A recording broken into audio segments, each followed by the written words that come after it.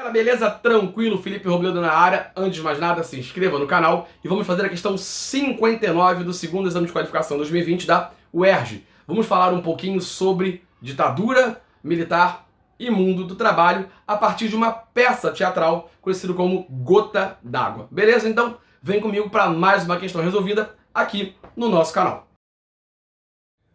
Esboçamos as preocupações fundamentais que a nossa peça procura refletir. A primeira e mais importante de todas se refere a uma face da sociedade brasileira que ganhou relevo nos últimos anos. A experiência capitalista que se vem implantando aqui, radical, violentamente predatória e impiedosamente seletiva, adquiriu um trágico dinamismo. O santo que produziu o milagre é conhecido por todas as pessoas de boa fé e bom nível de informação. A brutal concentração da riqueza elevou a capacidade de consumo de bens duráveis de uma parte da população, enquanto a maioria ficou no ora veja, adaptado da apresentação. Creonte. O trem atrasa o quê? Nem meia hora, e o cara quebra tudo. Acha que é certo, Jazão? Jazão. Não discuto quebrar. Agora, quem às 3 da manhã tá de olho aberto, se espreme para chegar no emprego às 7, lá passa o dia todo, volta às 11 da noite para acordar a canivete de novo às 3, tinha que ser de bronze para fazer isso sempre, todo dia, levando na marmita arroz, feijão e humilhação. E aí, diz Creonte. Sociologia, Jazão. Jazão diz, não. O cara já tá por aqui. Tá perto de explodir. Um trem que atrasa, ele mata. Quebra mesmo. É a gota d'água. E aí, vamos lá. O que a UERJ está dizendo pra gente? Aqui, ó. Encenada pela primeira vez em 1975, a premiada peça de teatro Gota d'Água foi apresentada diversas vezes. No momento em que foi escrita, como indicam seus autores, a peça buscou explicitar questionamento sobre mudanças que afetaram a sociedade brasileira durante os governos militares. E agora o que a UERJ quer que você faça? Olha aqui, ó. Tendo como base o diálogo citado acima entre os personagens Creonte e Jazão, um dos efeitos dessa mudança na experiência capitalista do Brasil da época foi a letra A, padronização dos valores salariais. Letra B, precarização das atividades laborais. Letra C, privatização das empresas ferroviárias. E letra D, hierarquização dos investimentos produtivos. Quase que não sai a letra D. Vamos lá. Na verdade, a questão 59 ela é quase que um complemento explicativo da questão 58, que a gente resolveu aí no canal já.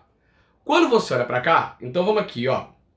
Ele está falando pra gente aqui, basicamente, da ideia da experiência capitalista que se vem implantando aqui, radical, violentamente predatória, certo? E impiedosamente seletiva, e isso é importante.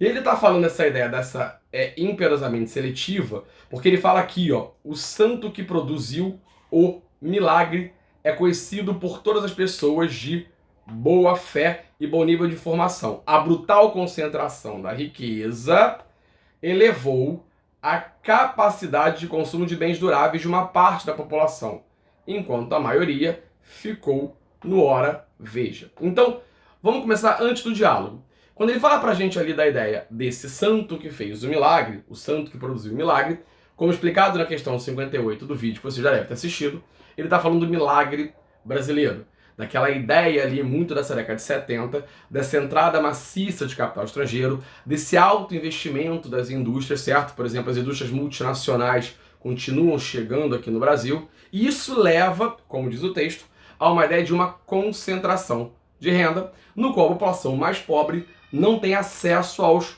produtos. Então essa é a ideia básica da lógica da concentração de renda que você está vendo nesse texto a princípio introdutório do diálogo. E aí então, vamos ao diálogo, que é sobre o que a questão está dizendo. E aí vamos lá, olha só. O Creonte pergunta o seguinte.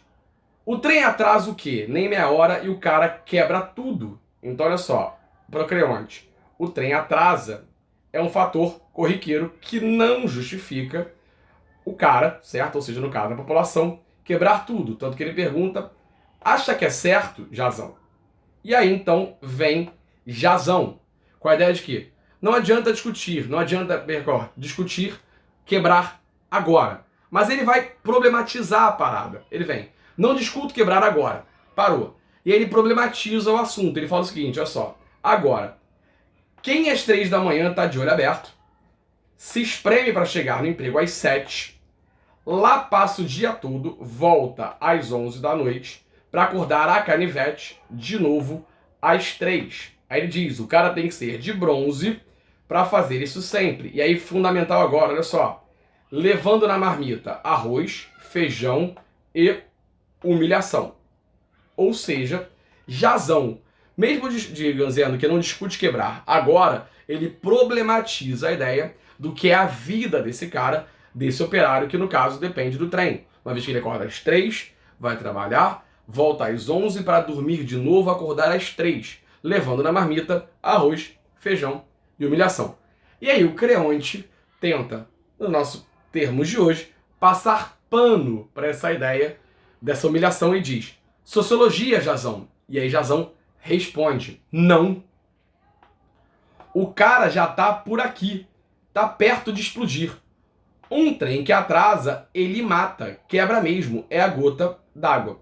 Ou seja, Jazão fecha o arco do diálogo, dizendo o seguinte: olha só, não. Lembra que eu acabei de dizer pra você que o cara é humilhado? Que o cara vai trabalhar, ele acorda às 3 da manhã, chega em casa às 11 para acordar de novo às 3, num ciclo contínuo de humilhação? Uma hora esse cara explode.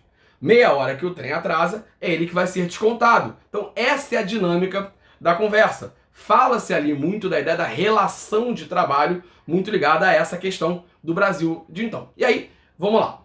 Tendo como base então o diálogo citado acima entre os personagens Creonte e Jazão, um dos efeitos dessa mudança na experiência capitalista do Brasil na época foi a. E aí, letra A. Eu estou falando de padronização de valor salarial? Não. Ninguém está falando aqui de padronizar salário. Estou falando de precarização das atividades laborais? Sim, estou. Porque lembra, a atividade laboral, atividade de trabalho, ou seja, o trabalhador que tem uma situação precária. O transporte não funciona, ele vive a humilhação do trabalho, ele tem uma rotina extremamente desgastante, o que leva a que ele se estresse. E aí, parta para a violência. Esse papo de você explodir e quebrar tudo, por exemplo, me lembra muito a lógica do ludismo, certo? Da quebradeira das máquinas por conta dos operários lá no século XIX. A letra C falaria de privatização das empresas ferroviárias, não é o que eu estou falando no texto, em nenhum momento discute-se privatizar ferrovias.